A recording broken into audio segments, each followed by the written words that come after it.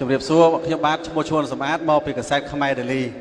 ខ្ញុំឧទាហរណ៍ថាបើសិនជាបោះឆ្នោត2018គណៈបកប្រជាជននៅតែជាប់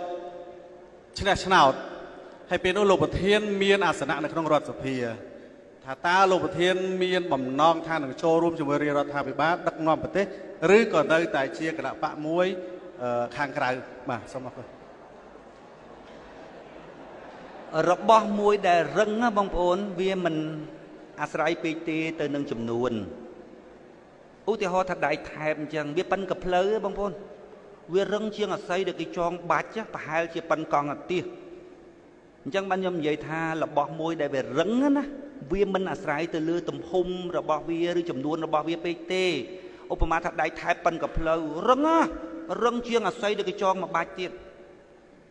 ដូច្នេះគណៈបកដែលអាចពុតរដ្ឋាភិបាលបានណាបងប្អូនវាមិនមែនស៊ីសងទៅលើថាអូគេមាន55កៅអីគេពុតមិនបានផង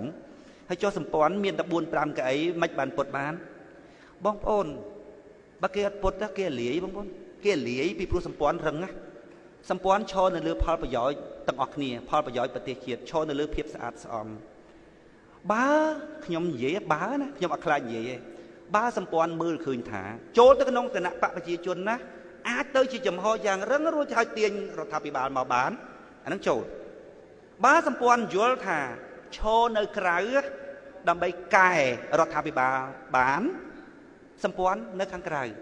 ហើយបងប្អូនសួរសមាជិកសមាជិកាយើងទាំងអស់ថាតើពួកគេទុកចិត្តប្រធានរបស់គេកម្រិតណាមិនមែនដោយសារមិនមែនដោយសារគេជឿជាក់លើប្រធានទេ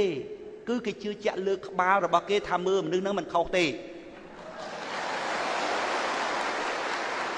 កុំសំបីតែចូលទៅឧទាហរណ៍ណាថាខ្ញុំសម្រេចចិត្តចូលក្នុងគណៈបកប្រជាជន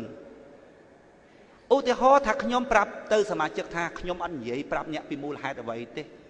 បងប្អូនសមាជិកសម្ព័ន្ធណាជឿទុកចិត្តលើប្រធានរបស់ខ្លួនថាបើសិនណាជាក្នុងករណីដែលនិយាយបានគឺនិយាយលោកប្រធានរបស់ខ្លួនប្រមុខរបស់ខ្លួនឬឪពុករបស់ខ្លួនច្បាស់ណាស់បើចូលទៅក្នុងគណៈបកហ្នឹងបានប្រយោជន៍មកដល់កូនណាចូលហើយបើរឿងហ្នឹងអាចនិយាយប្រាប់កូនបានណានិយាយហើយទុកចិត្តគ្នាដល់កម្រិតហ្នឹងបងប្អូនដូច្នេះសម្រាប់សម្ព័ន្ធដើម្បីប្រជាធិបតេយ្យទោះបីខ្ញុំសម្រាប់ចិត្តថាចូលហើយប្រាប់គេឬខ្ញុំថាចូលអត់ប្រាប់គេឬខ្ញុំនិយាយថានៅទៅខាងក្រៅដោយប្រាប់មូលហេតុគេឬមិនប្រាប់មូលហេតុគេសម្ព័ន្ធនៅតែទុកចិត្តឪពុកអញ្ចឹងបងប្អូនកុំភ័យសម្ព័ន្ធណាវាមានលក្ខណៈមួយខុសអំពីអ្នកដទៃត្រង់ថាអ្នកទាំងអស់គ្នានឹងយកខួរក្បាលមកគិតត្រេះរិះពិចារណាមិនមែនផ្អើលតាមវងឲ្យចូលអញ្ចឹងសរុបមកវិញបើសួរថាតើសម្ព័ន្ធចូលទៅជាមួយនឹងគណៈបកដទៃទៀតអត់ជាពិសេសគណៈបកប្រជាជនខ្ញុំសម្រេចថាបើសិនណាជាចូលទៅដល់ក្នុងនឹងហើយយើងរឹងតែ3-4-5កៅអីសាប់រឹងមកមើលទៅឃើញតែរឹងចូលទៅអាចទាញគណៈបកប្រជាជនបានមកខាងក្រៅវិញសម្ព័ន្ធចូលហើយភាសាហ្នឹងហេតុអីបានខ្ញុំចង់និយាយពីពួកគេនិយាយឡើងខូចភាសាហ្នឹងអស់ហើយគេនិយាយថាអូចូលទៅរដ្ឋាភិបាលកែហ៊ុនប៉ិចក៏និយាយអញ្ចឹងគណៈបកសង្គ្រោះជាតិក៏និយាយអញ្ចឹងបានសម្ព័ន្ធអត់ចង់និយាយក៏ប៉ុន្តែរឿងបិទវាស្ថិតនៅក្នុងជំរឿដួងចិត្តឯណោះវាខុសគ្នានៅជំរឿដួងចិត្តណោះសម្រាប់សម្ព័ន្ធគឺច្បាស់លាស់បើចូលជាមួយនឹងរដ្ឋាភិបាលកែរដ្ឋាភិបាលបានចូលបើនៅខាងក្រៅកែរដ្ឋាភិបាលបាននៅខាងក្រៅហើយកុំភ័យរឿងកូនរបស់សម្ព័ន្ធដើម្បីប្រជាធិបតេយ្យហ្នឹងគេទុកចិត្តប្រធានឬក៏ឪពុករបស់គេខ្លាំងណាស់រឿងអស់ហ្នឹង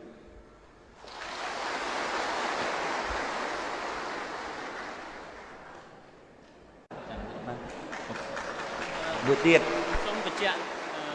ចង់ដឹងចំណុចដែលថាកើនហ្នឹងកើនរហូតដល់នេះយើងកើនប្រមាណភាគរយដែរបើគិតពីចំនួនអ្នកគ្រប់គ្រងហើយចង់បញ្ជាក់មួយទៀតថាចូលទៅកែប៉ុន្តែព្រោះកន្លងទៅមានការសន្យាមិនខុសគ្នាទេគណៈបញ្ញយោបាយថាចូលទៅកែប៉ុន្តែទីបំផុតកែអត់កើតទៅដែរតែយើងមានយុទ្ធសាស្ត្រឬមួយវិធានការរឹងយ៉ាងម៉េចក្នុងការថាចូលទៅដឹងតែកែបានបាទអរគុណរឿងការកើនប្រមាណភាគរយ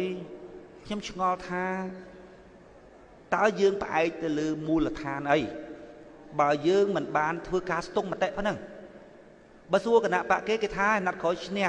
ឬកើន 70% 80% គេថាប៉ិនមនុស្សដែលនិយាយដោយភាពមិនច្បាស់លាស់ឬសពេចសពិលក្នុងខ្លួន ឬដឹងថាខ្លួនច្បាស់ជាមិនបានកើនដល់កម្រិតនឹងទេរួចហើយហាមាត់និយាយថាកើនដល់កម្រិតនេះកម្រិតនោះសម្រាប់សម្ព័ន្ធដើម្បីប្រជាធិបតេយ្យយល់ថាគឺជាមនុស្សដែលមិនថោកខ្លួនឯងអញ្ចឹងបានសួរសម្ព័ន្ធថាកើនប៉ុន្មាន%សម្ព័ន្ធថាអត់ដែរស្ទង់មតិទេដូច្នេះកុំសួររឿងភាគរយប៉ុន្តែរឿងកើនមែនតែនកើនជាចំនួនសម្ព័ន្ធមើលឃើញជាពិសេសឧទាហរណ៍ដូចជាថ្ងៃនេះការចូលរួមសមាជកាលពីអាណត្តិមុនតែ 1000 ឥឡូវ 5000 ថវិកាដែលយើងប្រមូលបានសម្រាប់ដំណើរការគណៈបកយើងមួយខែបើសរុបសម្រាប់ដំណើរការទូទាំងប្រទេសមួយខែប្រហែលជា 50000 កាលពីមុនយើងបានតែ 20000 10000 ជាងអីអញ្ចឹងតាមរយៈនៃសមាជិករបស់យើងដែលទេមកតាមរយៈនៃថវិការបស់យើងដែលយើងប្រមូលបានវាបញ្ជាក់យ៉ាងច្បាស់ថាគណៈបករបស់យើងកើនសម្លេងប៉ុន្តែបើនិយាយពីកើនជាភាគរយខ្ញុំមិនណាតែដែរស្ទង់មតិឯណាទៅធ្វើស្ទង់មតិច្បាស់លាស់នោះកើនប៉ុន្មានភាគរយខ្ញុំដឹងថាត្រឹមកើនបន្ទាប់មកទៀតសួររឿងថាកាលពីមុនមានគណៈបកច្រើនហើយដែលសន្យារួចហើយចូលទៅណាស្រាប់តែវាមិនដូចពាក្យសន្យាភូតប្រជាប្រដ្ឋខ្ញុំថារឿងហ្នឹងវាតាក់ទង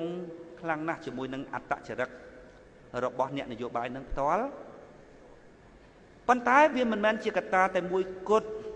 ដែលធ្វើឲ្យមនុស្សយើងវិនិច្ឆ័យគេនោះចេះតែខុសគឺថាដោយសារអ្នកនយោបាយហ្នឹងវាកលេចកលោចមិនមែនតែដោយសារមួយកត្តានោះទេដោយសារកត្តាខួរក្បាលយើងផង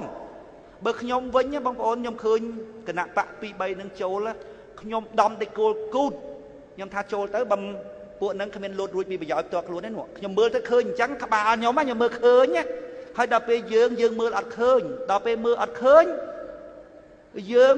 យកអាការមើលមិនឃើញរបស់យើងណាមកវាយតម្លៃមនុស្សស្មោះត្រង់សួរគេព្រមថាណែកាលពីមុនគេថាអញ្ចឹងរួចគេចូលទៅគេក្បត់ប្រជាប្រដ្ឋហើយលោកឯងទៅក្បត់ដែរទៅបើសួរចំខ្ញុំថាមិនក្បាលខ្លួនឯងអត់កើតមកខឹងគេអាការពីមុននោះអ្នកឯងមើលឃើញខុសអ្នកឯងថាវាមិនចូលទៅអញ្ចឹងទេដល់ពេលឥឡូវចូលទៅអញ្ចឹងទេឥឡូវអ្នកឯងចង់យករឿងអ្នកឯងមើលគេមិនត្រូវហ្នឹងខួរក្បាលអ្នកឯងអន់ហ្នឹងយកមកប៉ាតគេដែលគេត្រឹមត្រូវគេព្រមទៅមិនរួចអញ្ចឹងសរុបមកវិញខ្ញុំនិយាយថាសម្រាប់ខ្លួនខ្ញុំផ្ទាល់គឺថាវាតាក់ទងជាមួយនឹងអត្តចរិតពួកអ្នកចូលមុនមានគណៈបក2ទី1គឺគណៈបក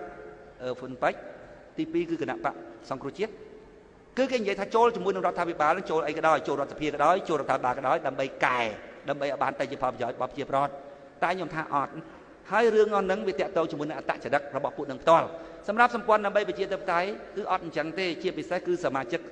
នៃគណៈបកសម្ព័ន្ធដើម្បីប្រជាធិបតេយ្យយល់រឿងនឹងច្បាស់ណាស់ខ្ញុំមិនអាចទៅបញ្យល់មនុស្សដែលសមត្ថភាពខួរក្បាលរបស់ខ្លួនអន់มันអាចមើលមនុស្សដឹងថាមនុស្សហ្នឹងល្អមនុស្សហ្នឹងអាក្រក់មនុស្សហ្នឹងអាចចូលទៅវាមិនឬមិនខ្ញុំមិនអាចទៅបញ្យល់មនុស្សអញ្ចឹងឲ្យគេមានការទុកចិត្តលើខ្ញុំបានទេពីព្រោះខួរក្បាលរបស់គេអត់អាចបែងចែកថាពីណាគួរឲ្យទុកចិត្តបានពីណាមិនគួរឲ្យទុកចិត្តបានផងហ្នឹងសួរថាតើខ្ញុំទៅអាចបញ្យល់រឿងហ្នឹងដល់មនុស្សនឹងយ៉ាងម៉េចអញ្ចឹងកុំមកសួរខ្ញុំថាគណៈបកមុនចូលទៅក្បត់ប្រជាប្រដ្ឋតើលោកចូលទៅក្បត់ប្រជាប្រដ្ឋដែរឬទេមានវិធានការអីខ្ញុំថាខ្ញុំដូចអត់មានអីទេវាស៊ីសងទៅលើបងប្អូនប្រជាប្រដ្ឋនិងអ្នកដែលសួរហ្នឹងគាត់គិតដោយខ្លួនឯងទៅ